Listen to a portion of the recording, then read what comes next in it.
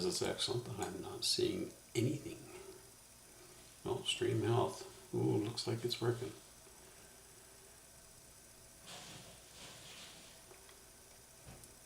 And I think it already went live right off the bat here, so we'll see how this goes here. We're going to shrink this up, put it on the other screen over here. Same with this, I'm going to make this a window too.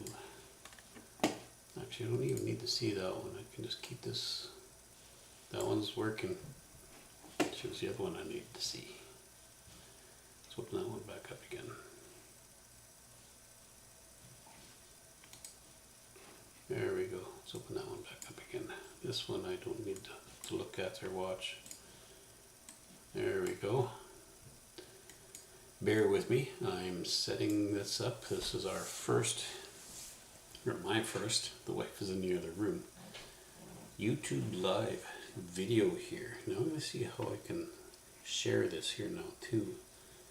I'm going to put this on, see if I can share this onto Facebook at the same time. So I'm going to open up Facebook over here just to see how this is going to work. I'm just going to make a Facebook post here right now.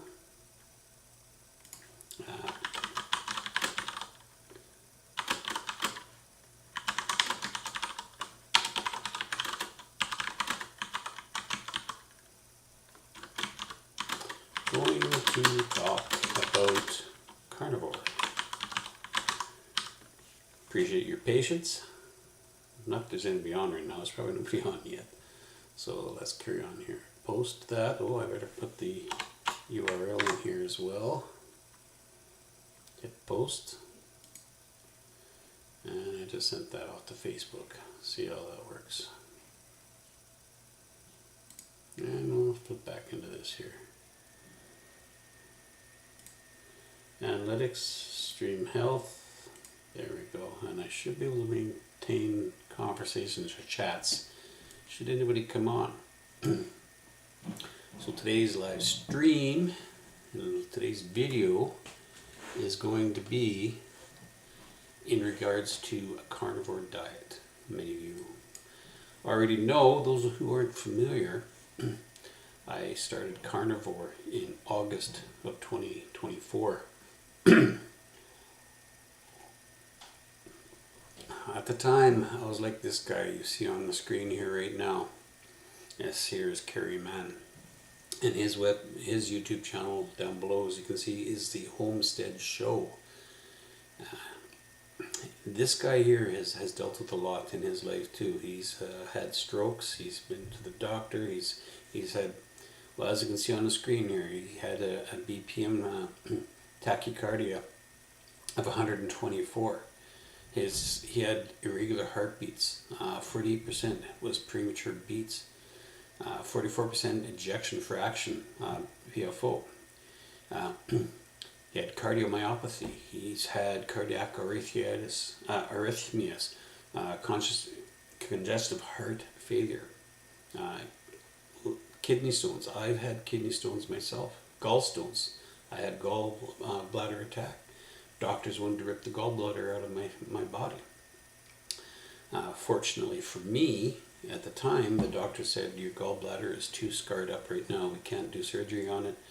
We need you to go home and recover a little bit. We're going to give you these pain medications, these oxycodone and all works. And they gave me a string of those. They gave me like 2 weeks supply, 14 of these oxycodone pills. I took one out of that, and it just messed me up so much. I was not happy, and it made me. Oops! I got a warning here. I'm gonna fix something over here, but it messed. The oxycodone messed me up so much. I made the decision to just stop taking it and deal with the pain and live with the pain. And it eventually went away. Things cleaned up. It cured up. So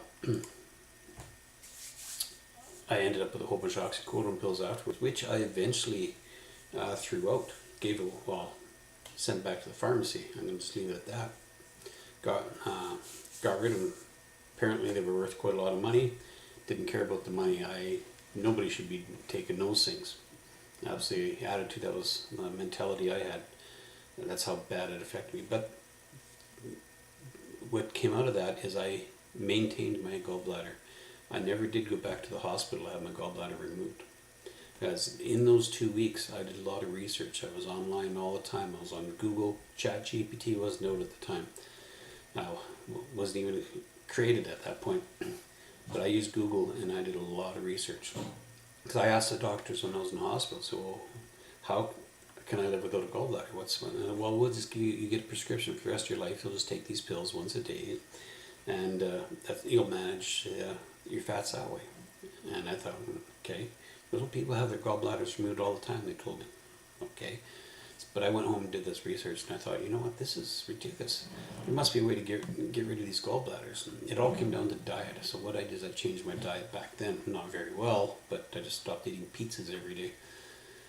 And my gallbladder attacks went away. I never had any more after that. So I learned a lot from that. So he's dealt with all this: Barrett's esophagus, pilonidal cysts. Like he's dealt with a lot. His heaviest weight was 262 pounds. To me, that's light, because my heaviest weight was well over 300 pounds when I started. That was August of 2024. I was almost 340 pounds is what I weighed.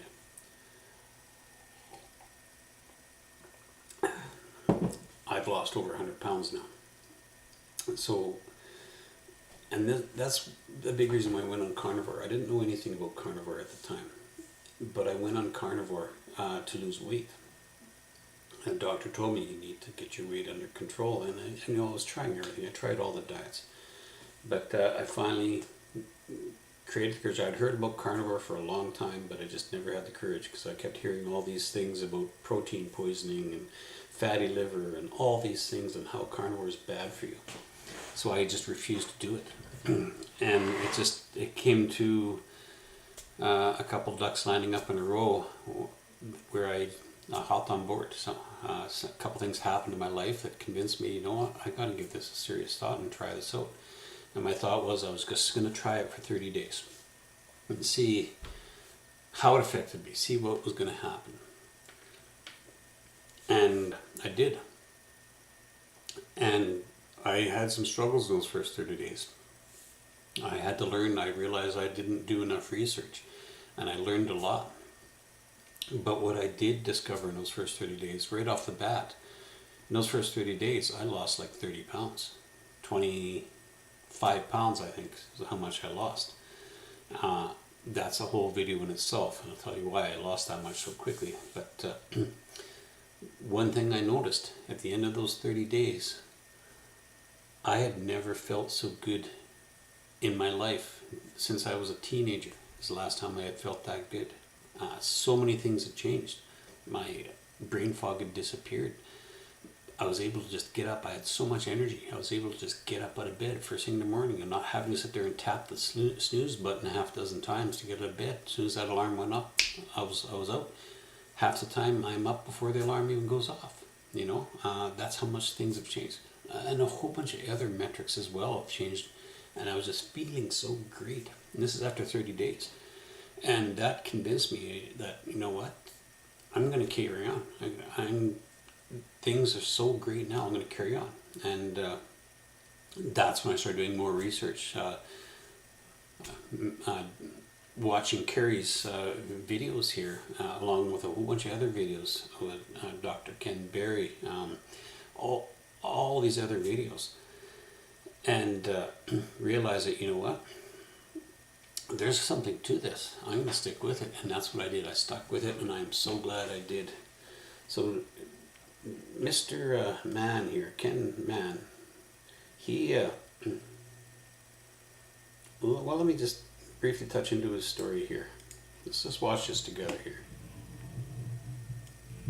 And I'm going to sit down with a heart surgeon across 2 visits. I'm going to go to his exam room. Someone who has performed... my results with him and you. Let's see what So he I'm gonna has to skip say over about a few heart things every disease now and and the then here. root cause.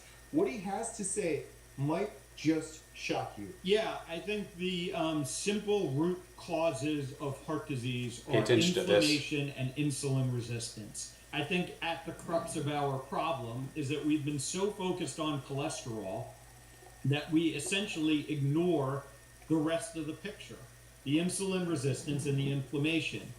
We as heart surgeons are busier than ever. Heart disease remains far and away the #1 killer here in the United States and worldwide. And heart disease not only isn't going away, its incidence is increasing. My name is Kerry, and I was diagnosed with congestive heart failure, cardiomyopathy, atrial fibrillation. Now this is his story, and it is dramatic. It is huge. This is a guy who's had a stroke and had to deal with it. He's well, let me finish off. He'll go through a lot of this here. I suffered a TIA mini stroke. And in today's video, brought to you by LabCorp, more on them in a minute, I visit with heart surgeon Philip Ovadia, and I do a deep dive using AI into 27 heart tests I had done before carnivore and after to explore the root cause of heart disease. What happened to my heart on carnivore is insane, and you haven't heard half the story yet. I had irregular heartbeat since birth, and I was diagnosed with congestive heart failure. Yeah, so congestive heart failure basically means that the heart is not doing an effective job at pumping, at circulating the blood around the body. And that starts to have a number of effects. We start to see basically fluid that builds up in the body, and it tends to be due to the effects of gravity. It tends to be most noticeable in the legs, but it also occurs in the lungs, and really all the tissues throughout the body. I was under the assumption it would never get better. Is that true, congestive heart failure? Well, that is the kind of common thinking around heart failure. You know, similar to diabetes, for instance, that it's a chronic progressive disease, and the best that we can do is manage it and keep it stable. And in a lot of cases, in most cases, I would say it gets progressively worse. I believe what we are now discovering is that it can actually be improved, it can be reversed. You know, cholesterol is basically the body's repair mechanism for the damage that's being done to our blood vessels. And that damage is from inflammation and insulin resistance. And the problem becomes that if you keep doing the damage, and especially if the cholesterol itself is damaged, which is one of the effects from insulin resistance, that's when we start to see this plaque buildup, this atherosclerosis that, you know, leads to heart disease and leads to people having heart attacks. That the cholesterol is getting blamed, but it wasn't the cholesterol that started the problem. And that's why we go back to insulin resistance and inflammation, because if you take that out of the picture, no one has ever demonstrated, you know, that cholesterol in the blood can just spontaneously start to form plaque. You have to have damage to the blood vessel first. And that is what allows this cholesterol. So you see what he's talking about there, eh? Now, first of all, if I'm looking for feedback too, if you watch this video later on, let me know if you're noticing quality of image issues, if you're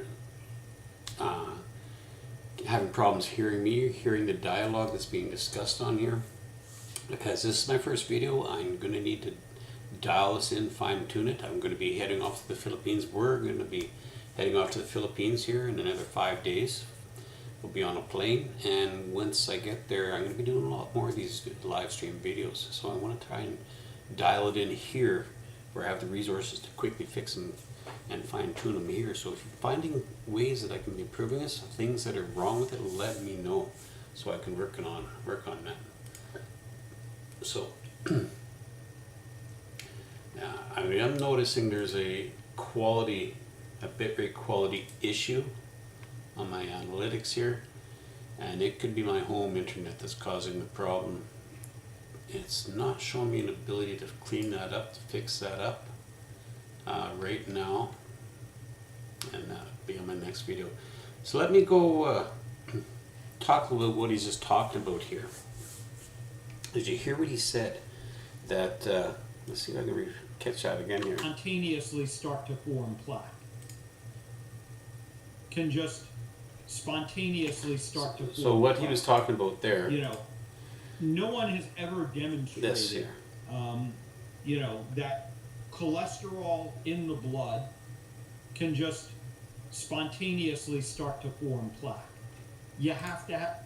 So what I've also learned too, and I think Kerry talks about it somewhere in this video, is a lot of people who have high cholesterol are administered statins to help reduce their cholesterol levels. Now that I've got a big problem with that. That's I'm not going to go into that too much here, but what they've done, what statins will do, is they can reduce your cholesterol levels, but what they're not doing is those statins are not removing the plaque from your system. So something else is causing that plaque to form and generate. And they go talk about this in this video a little bit as well. I'm going to make sure I share well, I'll share it right now. I'll probably catch it right off the bat here and share this right off the bat in the chat here. Just like that. So you can check it out yourself. And they talk about it in here as what they're identifying as might be causing plaque. But one thing they are identifying in this is that statins aren't, they say it indirectly, statins aren't fixing the problem. Cholesterol is not the problem. There's other factors that you got to look at, other metrics you got to look at in order to identify why you're dealing with congestive heart failure, why you're dealing with heart problems and the potential for heart attack. Watch some of the stats that Kerry comes up with here shortly. I'm going to jump ahead here and try and find this. Kerry's going to talk about very quickly. He's going to talk about damage to the blood some of the vessels challenges first. he's had in life, what he started off And that with. is what allows this cholesterol to then start to come into the blood vessel wall and start to build up in these plaques. This was me, hiding from meat and fat, cutting the fat off my steak, eating low-fat dressing, worried about cholesterol, completely ignoring the fact Look that what he looks like now. Look, this is what he used to look like. And he was only 270 pounds. And look at how he looks now. His face is trimmed right up. He's looking good. He's thin. There's a... show you here on the screen. Let's show you what we got from LabCorp. This is Let's some of watch my this. recent blood work I had done. Heart disease is caused from inflammation and insulin resistance. I had this same C-reactive protein tested before carnivore, and I was above 3. As you can see on this page, 3 is high risk. I was literally off the charts in the wrong direction. Now I'm literally... I suspect, I did not have my blood work done. I've got nothing I can show you here. But I suspect I was up there too. I was in that red area alone for my C-reactive protein in the cardiac. And I do want to go get blood work done at some point, just so I could see where I stand in this list with other people, compare myself to people like Kerry and see how I look. And I bet you I'm probably down in around a 1. Average risk, maybe in the less than 1. Nonetheless, but look at his, 0.42. off the charts in the right direction. I'm barely registering. I'm not even at a full decimal. I'm at 0.42. I have almost no inflammation in my body. Huge thank you to LabCorp for making this video possible. Have you... myopathy, so pretty excited about that. So you think there's a lot of factors, like you said, but... So what he was talking about there, LabCorp, this is, you don't have to go to a doctor to get lab work done. You can actually get that done online now. You create an account at these places like that one. If you want to see who it was, you can watch Kerry's video and get that promotional link from him. It'll be down below here, right on the side here. And he's got a list of where you can get that link. right over here on the side there. Go to my sponsor right there, and you can get 20% off your select tests. You create an account, and what they do is they'll send you a kit, and you can do your blood work, all the stuff at home, and then you just package it. It's HEPA sealed, the whole works. You put it back in there and you carry it to them, and they do the blood work and they publish results for you, and you can look at it online. So if you have a doctor that refuses because you want to go carnivore, you are carnivore, whatever, and you have doctors you're having a hard time getting that appointment, getting that blood work done, there are options now.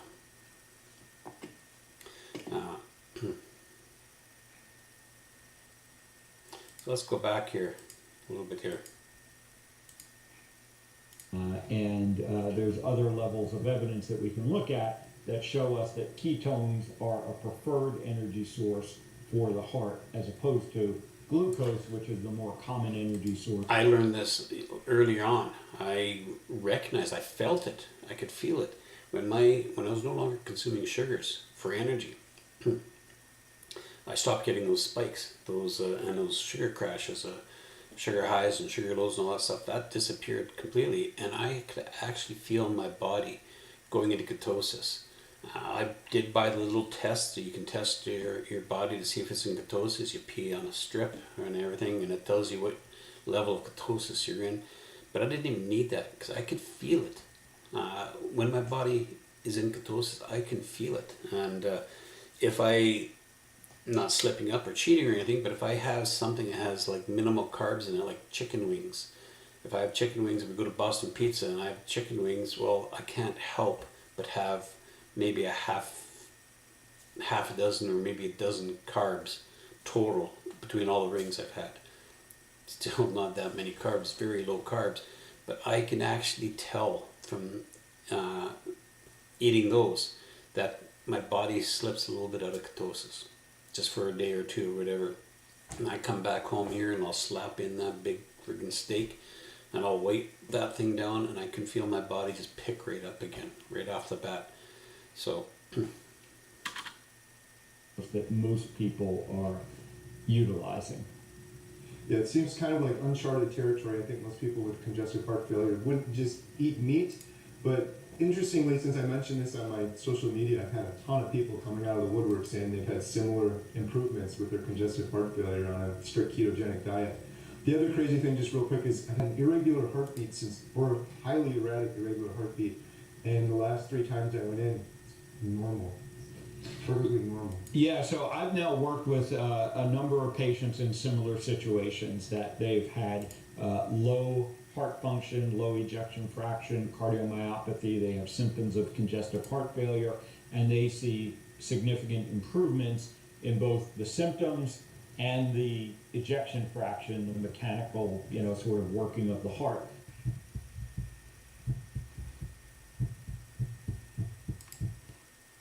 I don't know if you can hear that. I'm going to turn the volume right up there a little bit higher so you can hear that right up. Let's turn some gain up over here. And let's try that out a little bit more. Make sure the volume's spiked right up here. Sort of working of the heart.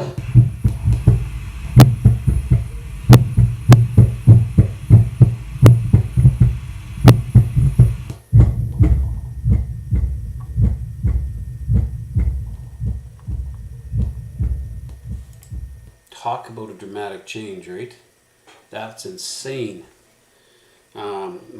I don't believe my heart was ever that bad. So what I did was I went into, I said, let's pull all of this data. What carnivore did to my heart? Let's summarize with this report. A complete before and after analysis. This is the highlights.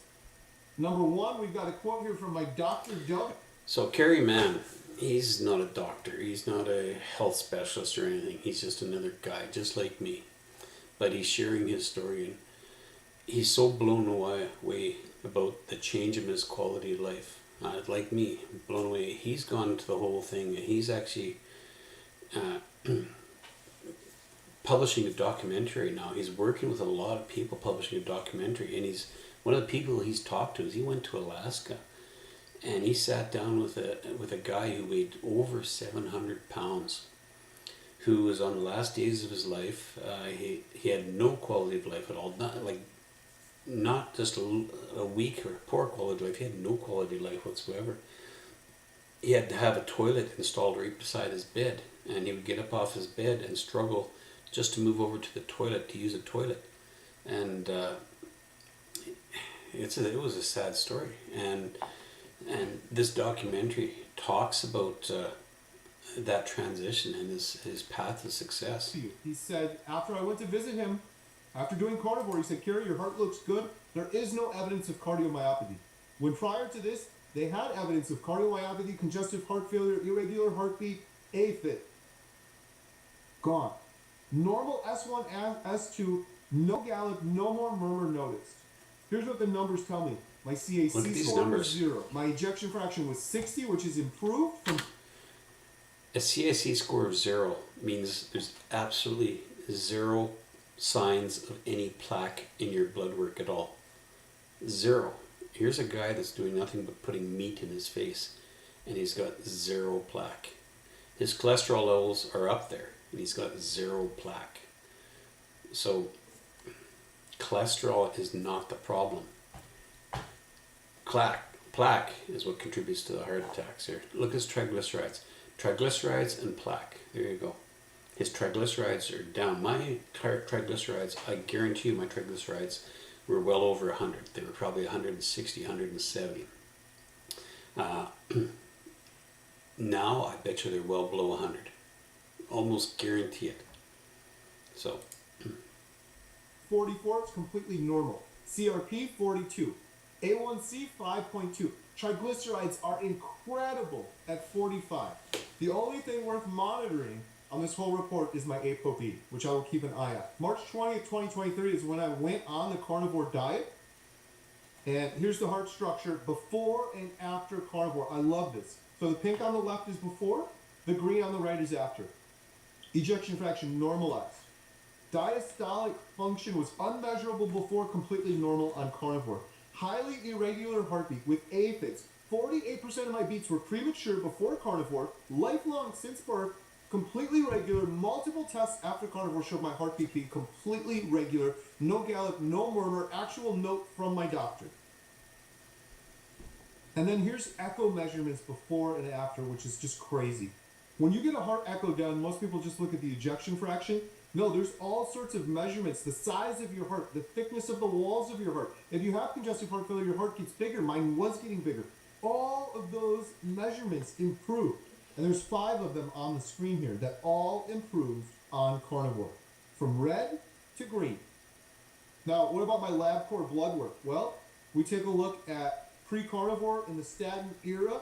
My triglycerides, they were over 1/4. So I'm going to let you, I'm going to jump ahead here. And if you're interested in this, it's some great conversation here. You can look at his video. I shared the link there. You can check that out and watch it yourself. I don't want to share this whole video here. So I would give them the same advice that I ultimately gave myself about 8 years ago, which was, low carbohydrate, eliminate processed food. For me, it really starts with eat whole real food. And I believe, the majority of that food should be animal protein, and with the fat that comes with it. We evolved eating these foods, and we ate these foods for millions of years as human beings and didn't seem to have any issues with heart disease. And then all of a sudden, when we started to introduce more sugar, these fake oils, processed food in general, that's when... Fake oils especially. Canola oil is bad for you. Any type of seed oil is bad for you. It is absolute poison.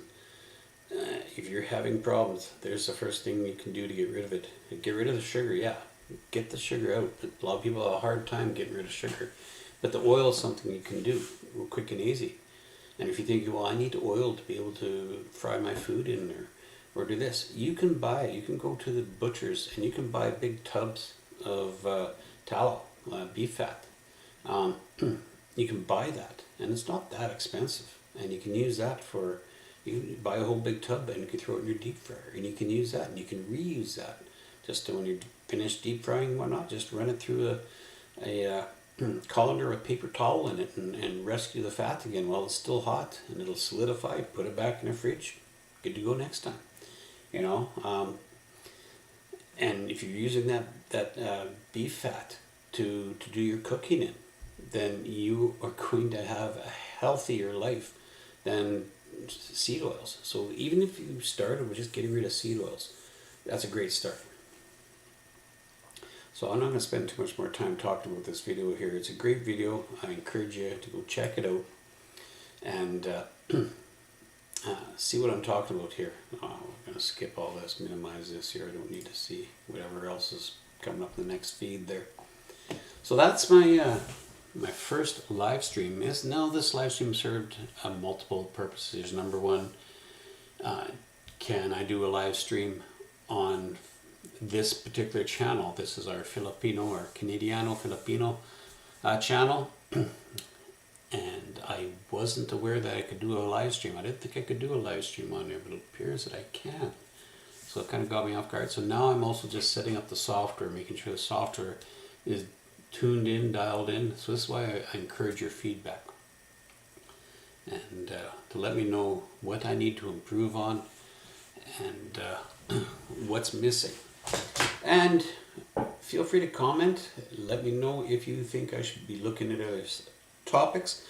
Ask me what you'd like me to talk about further in respect to carnivore diet. Also in respect to building property in the Philippines. What's going to be like to retire in the Philippines? What's it like in the Philippines? Also, I'll talk about my experiences in Mexico and even perhaps my experiences in Europe when I went to Europe for a month. Czech Republic, and went down to Austria as well, and I can share some of those experiences as well. So let me know what's on your mind and what you'd like to hear from the channel. And I'm going to have a few different directions. One of the directions is going to be this right here, talk about carnivore. Another one is going to be separate playlist, but on the same channel is going to be talking about the house build. So give me your thoughts and let me know. And like as well, if there's anything wrong with this video, the quality of the video, the audio quality, the streaming quality, let me know what it is so I can work on tuning it up and cleaning it up. So that's it. I'm going to call it quits for this video here right now and move on. Take care now. Peace out. Oh, I'm going to stick with this here too. Keep it real. Don't forget to take it easy. And don't forget to stay sexy. Bye, y'all.